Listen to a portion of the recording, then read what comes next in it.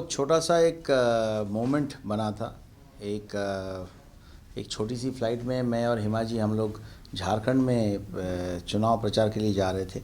वहाँ पे मैं बड़ा आश्चर्यचकित हो गया जब हिमा जी ने मोबाइल से मुझे दो बंगला गाने सुनाए और उन्होंने कहानी बताई कि किशोर कुमार साहब जो है हिमा जी को दो गाने उन्होंने गवाया था।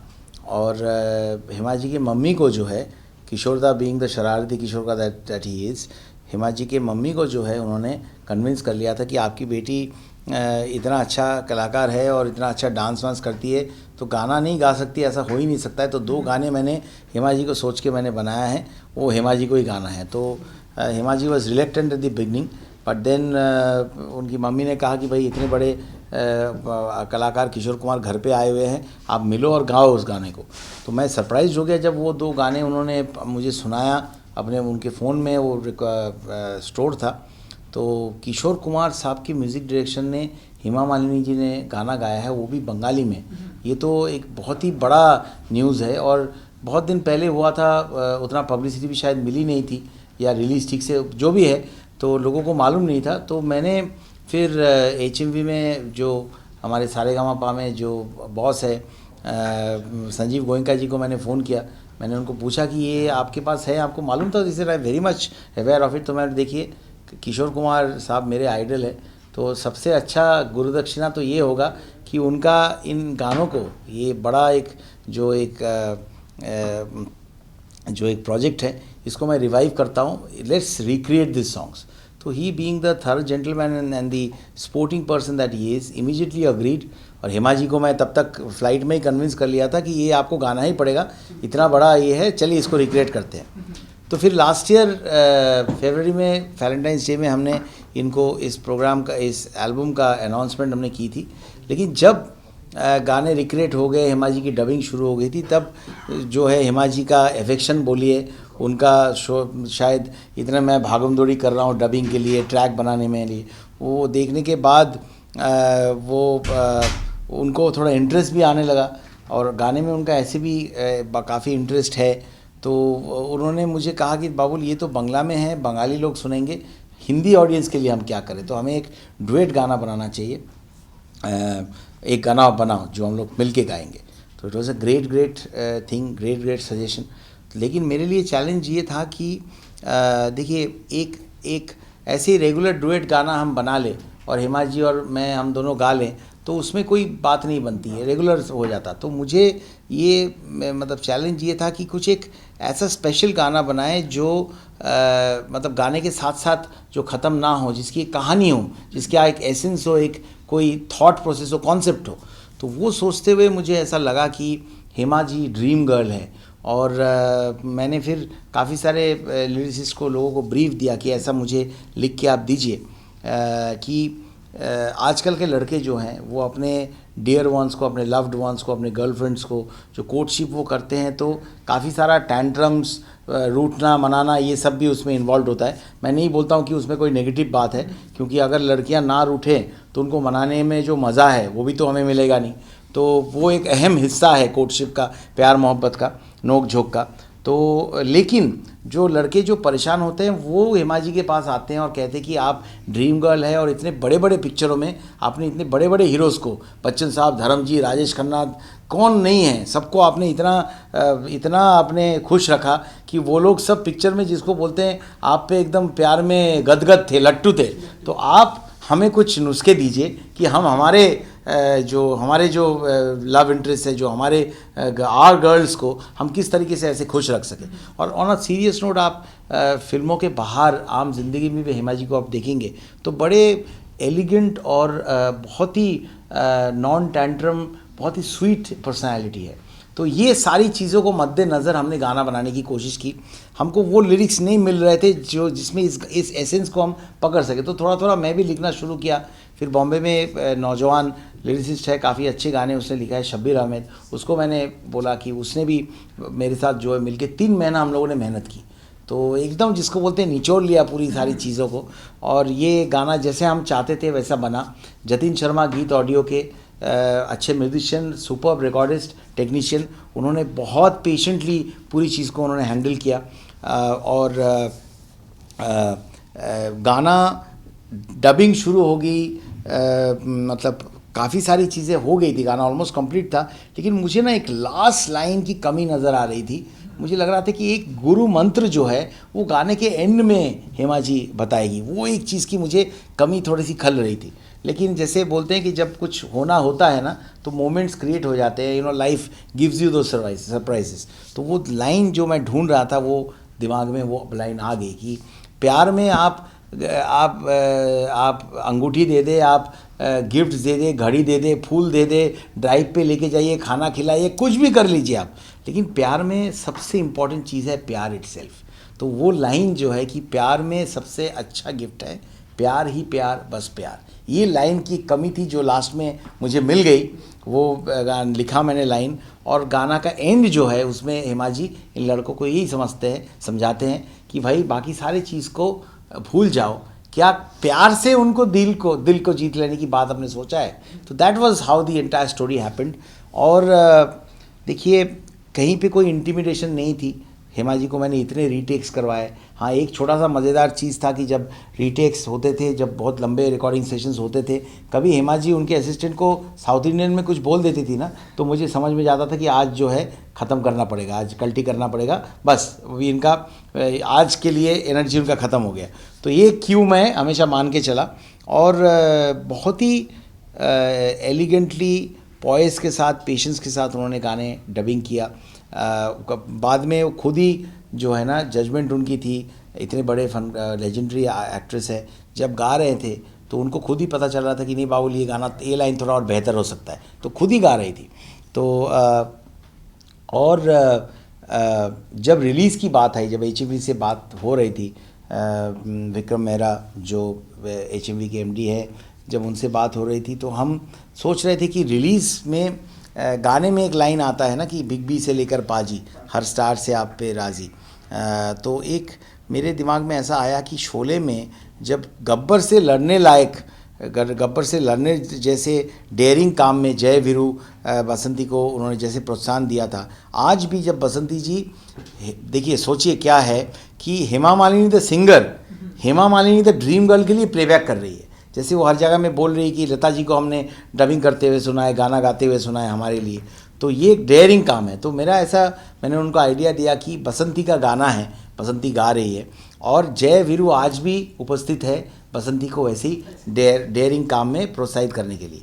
जैसे और मैं रिकॉर्डिंग के टाइम पे भी हेमा जी को कई बार मैं मजाक में कहता था कि अरे आपने तो गब्बर सिंह को झेला है, उनको क्या आपने मात दिया है, ये गाना कौन सी चीज़ है, छोटी सी चींटी जैसा है। तो ऐसे मैं हमेशा मजाक करता था। तो अब देखिए, अब वो इतने अच्छा एक स्टेज पे एक मोमेंट बन गया। बच्चन साहब, धर्म जी तो आए, जया जी भी आ गए, और सो नाइस ऑफ हर, और रमेश सिप्पी जी आए। तो शोले का जो 40 ईयर्स के बाद बसंती का गाना जो है सारी टीम को दोबारा यूनाइट किया। It was such a great moment, and for me as a film buff, ये तो हम स्कूल में रहते वक्त इनके पिक्चर्स देखते थे, तो सबके लिए, मेरे ख्याल से सिर्फ मैं नहीं, why to talk about me, I think even media के लिए भी एक बहुत ही सुंदर मुहूर्त था। इसलिए मैं आप लोगों से मैं गुजारिश करूंगा, आज के तारीख में जब पायरेसी ने म्यूज़िक इंडस्ट्री को काफ़ी बर्बाद कर दिया है, आप रियलिटी शोज़ में भी इतने खूबसूरत टैलेंट्स को आप सुनते हैं, लेकिन जो हमारे टाइम में भी जो मतलब हम अभी भी यंग हैं, लेकिन जब इससे भी ज़्यादा यंग थे, हमारे नॉन फिल्म एक बड़ा करियर हुआ करता था। नॉन फिल्म गाने हम सब करते थे, शान बोलिए, के बोलिए, लकी बोलिए, लेकिन आज वो नॉन फिल्म का दौर ख़त्म हो गया, क्योंकि बॉलीवुड के सिवा और कोई भी चीज़ को मीडिया भी प्रमोट नहीं करती है, रेडियो में भी नहीं बजता है। उसमें क्या होता है कि रियलिटी शोज़ में हमको बहुत सारे टैलेंट सुनाई देते हैं, दिखाई देते हैं, बट उनके देखिए कोई एल्बम निकलता है, सिर्फ वो शोज़ करते हैं। तो मैं आप लोगों के ज़रिए मेरे ऑडियंस को ये रिक्वेस्ट करना चाहूँगा कि आप चौराहे पे जाइए, आप एक छोटा पैकेट मूंगफली खरीदने जाएंगे तो 20 रुपया से कम आपको मिलेगा नहीं। सिग्नल पे भी मैं भी खरीदता हूँ, 100 रुपया में 5 देते, कभी कभी रिक्वेस्ट करता हूँ कि 6 दे दो भैया। तो वो भी अगर आप 20 रुपये में ख़रीदते तो iTunes बोलिए और कोई भी साइट में 15 रुपया में आपको गाना मिलता है। तो जिन्होंने संजीव गोयनका साहब, उनका सारेगामापा, जो इतना इन्वेस्ट किया इस गाने के पीछे, जो खर्चा किया, जो एंथुसियाज्म उन्होंने दिखाया, तो there has to be a commercial gain for it, there has to be, they should be rewarded by good revenue, ताकि आगे भी जाके वो लोग ऐसे प्रोजेक्ट्स बना सके। तो आप लोगों के ज़रिए सबसे मेरा निवेदन है कि आप मूंगफली 20 रुपये में ख़रीदते हैं, 15 रुपये में इस गाने को आप लेजिटिमेट वे में खरीदिए, पायरेसी को सपोर्ट मत कीजिए, और ऐसे ही जो बसंती का गाना जैसा और भी गाना हम आगे बना सके, उसके लिए HMV सारेगामापा सबको प्रोत्साहित कीजिए। कोई विवाद नहीं है। मनोज तिवारी ने परसों जो है पार्लियामेंट में घुसते ही लोकसभा के बाहर जो छोटा सा रैली है, पहली उसने वीडियो में मेरे को गाना सुना है। मेरा बहुत अच्छा मित्र है, पहले ही उन्होंने मुझे गाना सुना है, बहुत मुझे खुशी है उसके लिए। और हम लोग जो है, देखिए, जो आर्टिस्ट है वो आर्टिस्ट ही है, और म्यूज़िक जो है हमारी ज़िंदगी में एक ही मात्र परमानेंट है। बाकी सारी चीज़ें जो है वो आएगा जाएगा। हम क्या ज़िंदगी भर मैं मंत्री थोड़ी ना रहने वाला हूँ, तो आज है कल नहीं रहेगा, लेकिन म्यूज़िक मेरी ज़िंदगी में, उसी से मेरा जन्म हुआ, वही ऊपर वाले से मुझे मिला है, उसी के ज़रिए बाकी सारी चीज़ें हो रही। नहीं तो मैं कौन सा पॉलिटिक्स में था, मनोज भाई कौन से पॉलिटिक्स में थे कि वो पॉलिटिक्स में आ जाए, जीत जाए, और फिर मैं जो, मेरे को 2 इतने अहम मंत्रित्व जो बॉस ने दिया है मुझे, urban development, housing, urban poverty alleviation, तो ज़िंदगी को इतना कंपार्टमेंटलाइज करने की कोई ज़रूरत नहीं है। मेरे ख्याल से जो मोमेंट है इस वक्त, जैसे आप इंटरव्यू ले रहे हैं, इस गाने के बारे में आप मुझे पूछताछ कर रहे हैं,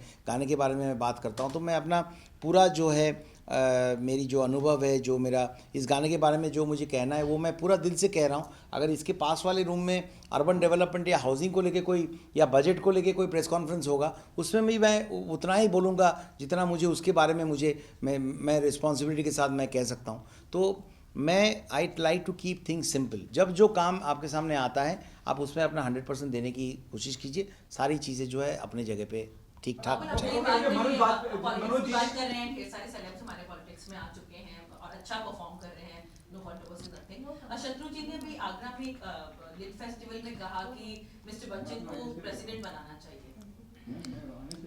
बहुत अच्छी बात है, लेकिन मुझे नहीं लगता है कि बच्चन साहब कभी भी पॉलिटिक्स में दोबारा किसी भी तरीके से कदम रखना चाहिए। लेकिन बच्चन साहब, जैसे मैं बोलता हूँ कि when there is Big B, तो जब आपको अपनी ज़िंदगी के फेवरेट किसी एक्टर के बारे में बात करनी है, आप बिग बी का नाम ही लें, कोई ऑप्शन बी नहीं रहता है आपके पास। He is such a man. अगर Ronald Reagan, who was a great actor in Hollywood, अगर वो अमेरिका के प्रेसिडेंट बन सकते, तो theoretically Amitabh Bachchan is accepted so well in every sphere of life. Definitely Shatru ji ने कुछ सोच के बोला होगा या मजाक में बोला, I really do not know, but मुझे नहीं लगता है कि Bachchan sahab, who is rocking at this age with such great films, winning all the awards, and जैसे धर्म जी ने उस दिन प्रेस कॉन्फ्रेंस में बोला कि अभी भी इस उम्र में भी वो इंडस्ट्री की इंजन बन के बैठे हुए हैं। मुझे नहीं लगता है कि unfortunately he has not had a very, जो हमें लगता है, losing Amitabh Bachchan from politics is a politics loss. We needed, such gentlemen in politics. Unfortunately, it did not happen. इसके बारे में मेरे ख्याल से we should take it in jest. वो शत्रु जी ने ऐसे ही प्यार में बोला होगा। ओके, आपने जैसे कहा कि मनोज जी आए और मनोज जी ने आपको फैन का वो गाना दिखाया, आपको कैसा लगा? बाबू जी, आप क्या कहना चाहेंगे शाहरुख के गाने के बारे में, फैन के गाने? बहुत अच्छा। शाहरुख खान साहब का जो पहला वर्ल्ड टूर हुआ था, बाजीगर टूर 1994 में, ये मोरानीज जो है, मोरानी भाई सिने युग जो है, उन्होंने किया था। मुझे अभी भी याद है, उनका यहीं पे नज़दीक में उनका घर है, वहाँ पे मैं गया था 1994 में। और उस वक़्त सीडीज़ में डांस नहीं होता था, लाइव म्यूजिशियंस जो है, I was only 22 years old then, live musicians होते थे स्टेज में 40, वो लाइव बजाते थे और उसके साथ हम जो है परफॉर्म करते थे, गाना गाते थे और उसमें स्टार्स परफॉर्म करते थे। तो फाल्गुनी पाठक जो हमारे डांडिया क्वीन है, फाल्गुनी पाठक और मैं, हम सारे वो गाने स्टेज पे गाते थे। और शाहरुख खान साहब के साथ काफ़ी जो है उसके बाद बहुत सारे शोज़ वगैरह हमने किया है।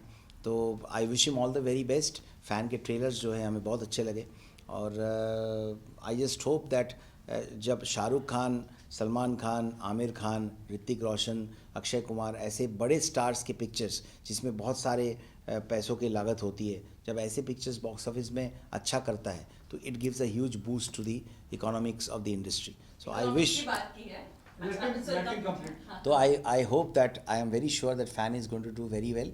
और फ़ैन की कोई कमी तो शाहरुख खान साहब को है नहीं, तो जायज़ सी बात है कि पिक्चर जो है लोगों को बहुत पसंद आएगी। इकोनॉमिक्स की बात कर रहे हैं, घर जो है सस्ते हो जाएंगे सर अब कल बजट में announce- देखिए, हाउसिंग फॉर ऑल जो है मेरा ही मिनिस्ट्री है। हाउसिंग 2022 में हमें 2022 तक हमारे प्रधानमंत्री जी का ये मुहिम है कि इंडिया में सबके माथे के ऊपर एक छत हो। तो फर्स्ट टाइम होम बायर्स के लिए जो 50,000 के प्रावधान जो उन्होंने हमारे फाइनेंस मिनिस्टर ने किया है, रियल एस्टेट रेगुलेटरी बिल को हम जिस तरीके से पुश कर रहे हैं, इसके पहले भी हमने 2 बार वो लिस्टिंग में आई थी, लेकिन कांग्रेस के हल्ला की वजह से वो बिल हम पास नहीं करा पाए। रियल एस्टेट रेगुलेटरी बिल जो है वो भी इस सेक्टर को काफ़ी ज़्यादा हेल्प करेगा। उसमें भी बहुत सारे ऐसे प्रावधान रखे गए थे जिसमें ऑनगोइंग प्रोजेक्ट्स में जो जिन लोगों ने अपने पैसे डाल दिए हैं, प्रोजेक्ट्स शुरू हो गए लेकिन उनको पोजीशन नहीं मिला, उनको भी काफ़ी सारा उनको प्रोत्साहन मिलेगा, काफ़ी सारा हेल्प उसमें मिलेगा। और मैं समझता हूँ कि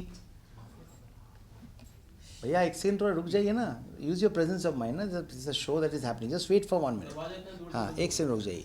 हाँ, तो मैं समझता हूँ कि आप एक तरफ से हाउसिंग फॉर ऑल आप बोल रहे हैं, हाउसिंग आप सबको देना चाहते हैं, घर देना चाहते हैं, लेकिन बॉलीवुड में अगर भी आप देखेंगे तो पुलिस और बिल्डर्स इनको हमेशा विलेन के तौर पे दिखाया गया है ना। तो मैं समझता हूँ कि अगर आप हाउसिंग में 2 करोड़ घर हमें बनाने हैं, लोगों को अगर हम घर देना चाहते हैं, सबको हाउसिंग फॉर ऑल को अगर सक्सेसफुल बनाना है, प्रधानमंत्री आवास योजना, तो 2 करोड़ घर हमें बनाने हैं। तो ऑब्वियसली हाउसिंग सेक्टर में जो बिल्डर्स हैं, जो लोग हाउसिंग सेक्टर में घर बनाते हैं, अपना इन्वेस्टमेंट करते हैं, उनको भी कहीं ना कहीं आपको एक विंडो देना पड़ेगा, एक उनको भी प्रोत्साहित करने के लिए कुछ स्कीम्स बनाने पड़ेंगे ताकि वो आपको आपके वो घर बना के दे जिससे प्रधानमंत्री जी का सपना साकार हो। तो रियल एस्टेट बिल में भी जो मैंडेटरी डिपॉजिट जो है उसको भी 70% से लेके 50% में लाया गया है। तो बहुत सारे ऐसे प्रावधान किए गए हैं। हाइप जैसे हो गया था सर, रेट्स से बहुत बढ़ गए थे हर जगह पर, और वेट किया जा रहा था कि अब जब बजट आएगा उसके बाद रेट्स डाउन हो जाएंगे। तो क्या नहीं, ये बॉम्बे में जो घरों के जो प्राइसेस जो बढ़े हैं, मैं तो बोलूँगा कि वो जैसे बीच में एक्टर्स की फ़ीस काफ़ी एस्ट्रोनॉमिकल हो गया था, उससे क्या हुआ, पूरी इंडस्ट्री को लॉस होने लगे। पिक्चरों में 50 करोड़ की पिक्चर में पता चलता था कि हीरो 30 करोड़ लेके चला जाता था। सेक्स मतलब जेंडर बायस हो गया था काफ़ी, तो इससे इंडस्ट्री की तो कोई फ़ायदा हो नहीं रही थी। तो जैसे इन रेम्यूनरेशंस में भी जो तब्दीली आई है उसको मैं रिसेशन नहीं कहूँगा, इट इज़ करेक्शन। वो करेक्ट, जो सही होना था वही हुआ। सिमिलरली रियल एस्टेट इंडस्ट्री में आप अगर देखेंगे तो जो प्राइसेस वर्चुअली जो इंक्रीज़ हुआ है, that is not the real value. आप लोखंडवाला में जाइए, आपको जो प्राइसेस बताया जाएगा उस प्राइस में आप घर खरीद ही नहीं सकते, क्योंकि जब भी ज़्यादातर देखा जाता है फर्स्ट टाइम होम बायर्स को छोड़ के आप एक छोटा घर बेचते हैं, उसके बाद आप एक बड़ा घर लेते हैं, यही नॉर्मली होता है। अगर आप छोटा घर आप ये सोच के बैठे रहें कि मैं छोटा घर को 1.5 करोड़ में बेचूंगा और फिर वो 1.5 करोड़ के साथ अपना सेविंग्स को जोड़ के मैं ऊपर वाला घर जो है वो मैं 3 करोड़ में खरीदूंगा, तो 3 करोड़ वाला 3 करोड़ में अटक गया, आप भी 1.5 करोड़ के नीचे उसको बेचेंगे नहीं, आप अटक गए। तो ना आप 1.5 करोड़ में वो घर बेच पाए, ना वो 3 करोड़ में आप वो घर खरीद पाए। तो जब आपका वो 1.5 करोड़ वाला प्राइस लेजिटिमेट होगा, तो आप जब घर को बेच पाएंगे तो ही वो पैसा आप ऊपर वाले 3 करोड़ वाला घर जब करेक्ट प्राइस होगा लगा पाएंगे। तो it's a process and I think the economy is going through lot of this corrections. कल बहुत सारे लोगों ने कहा कि the share market did not respond positively to it, but वो एक इम्पल्सिव रिस्पॉन्स शेयर मार्केट का होता है। एंड ऑफ द डे आप देखिए Nifty and Sensex both actually went up. तो हो गया ना, आपने पॉलिटिकल क्वेश्चन कर लिए, जवाब दे दिया ना मैं आपको आंकड़ों के साथ, बस आप इसको। हाँ, thank you sir. Welcome sir. आप प्लीज़ आप लोग दिखाइए गाने को। हाँ, वीडियो मिल गया कि नहीं? अरे कॉफ़ी कॉफ़ी कॉफ़ी, हमको भी एक तो कॉफ़ी दे दो।